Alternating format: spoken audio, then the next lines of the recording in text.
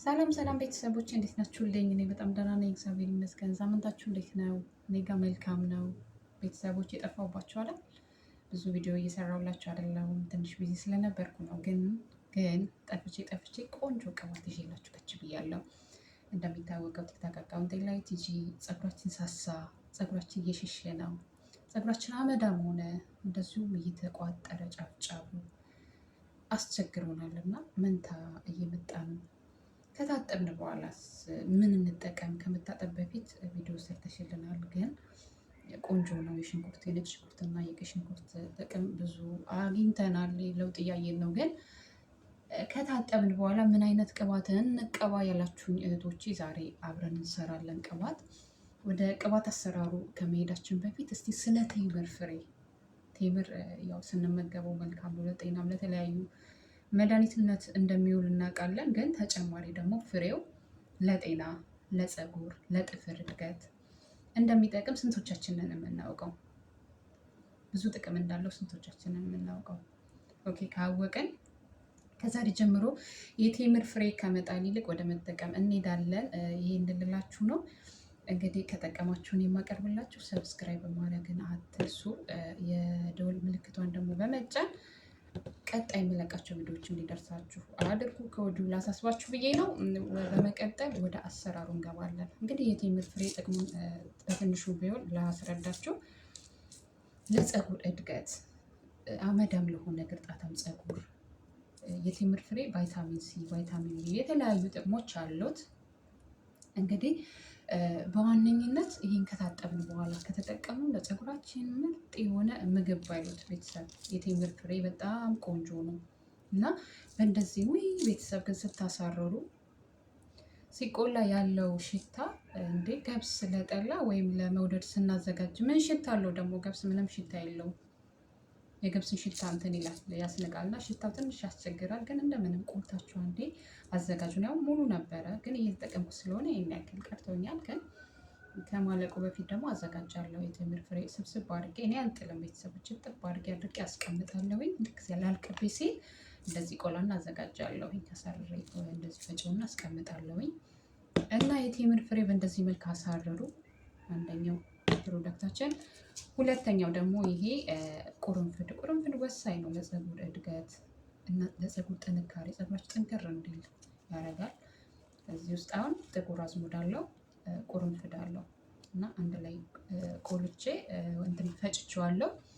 ሁለት ሌላው ደግሞ እንትን ነው። ይሄ ሮዝመሪ ቅጠል ነው። እኔ ፍሬሹ የለኝም ለጊዜው፣ ግን አድርቄ አስቀምጫለሁኝ። ይኸው በዚህ መልክ አለኝ። ይሄ ደግሞ ምንድን ነው? እንትን ነው የወይራ ዘይት ነው። ወደ አሰራሩ ስንገባ እንግዲህ ቤተሰብ ስላሴ ስም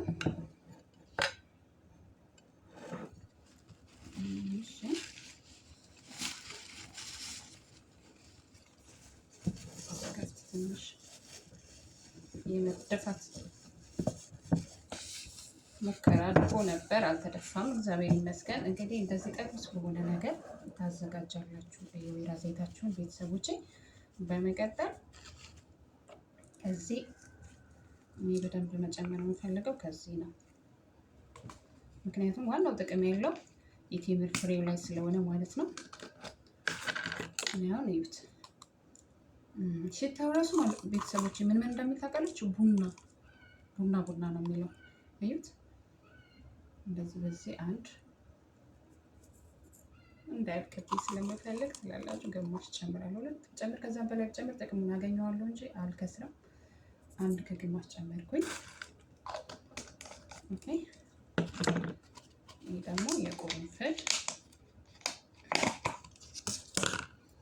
ይሄ ደግሞ የቁርንፍድ እና የጥቁር አዝሙድ ነው አንድ። ከዚህም ትንሽ እስከማዘጋጅ እንዳያልቅ እዚህ ብዙ ቁርንፍድ ስለሆነ ትንሹ በቂ ነው። ምክንያቱም ፓወር አለው ትንሹ ፍሬ ራሱ ቁርንፍድ። ኦኬ አሁን ምን እጨምራለሁ? እንትን በደንብ ነው የምጨምረው ሮዝመሪ ቅጠል ቤተሰቦች። ፍሬሹን ካገኛችሁ ኦኬ፣ ግን ውሃነት እንዳይኖረው ቤተሰብ። ፍሬሹን ካገኛችሁ ራሱ አጥባችሁ ታደርቁታላችሁ። ምክንያቱም ውሃነት ካለው ይበላሻል ከመታጠባችሁ በፊት ስለሆነ ከታጠባችሁ በኋላ ስለሆነ የምትጠቀሙት ማለት ነው። ግን ቤተሰብ በጣም ቆንጆ ነው። ምክንያቱም ኬሚካል የለውም። ለፀጉራችሁ በጣም የሚመቸው ይለሰልሳል። በተለይ ጫፍ ጫፍ የሚቋጠርባችሁ መንታ የሚይዝባችሁ የሚመጣባችሁ ልጆች በጣም ነው የምትጠቀሙት። ከለሩ በጣም ነው የሚያምሩ፣ ልስልስ ይላል፣ ይፋፋል ፀጉራችሁ። በአጭር ጊዜ ለውጥ ታያላችሁ እና ሳሰላችሁ ተጠቀሙት። ከታጠባችሁ በኋላ ሁሌ በቃ ጫፍ ጫፍ ምናምን በቃ አልታዘዝ ያላችሁ በተለይ እንደኔ ፀጉራችሁ ሁለት አይነት ይሆናል። ሁለት አይነት ስላችሁ እዚህ ጋር አጠር ብሎ አሁን እኔ እዩት ፀጉሬ እያችሁት ቤተሰብ ይሄና ይሄ ትንሽ እኩል አይደለም።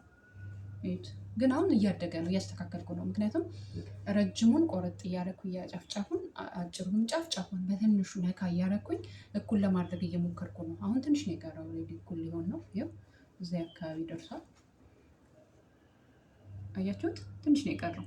እቺ አካባቢ ናት ልዩነቷ። ይሄ እንደዚህ ረጅም ነው፣ ይሄኛው እዩት። አያችሁት ቤተሰብ? አያችሁት? ትንሽ ነው የሚቀረው። እኩል ለማድረግ ይረዳችኋል። ከመቁረጣችሁ በፊት ይሄንን እንደዚህ በማድረግ አሁን እንደዚህ ጨመርን ሁሉንም ነገር እንደዚህ ትቀላቀሉትኝና ምን ታደርጋላችሁ?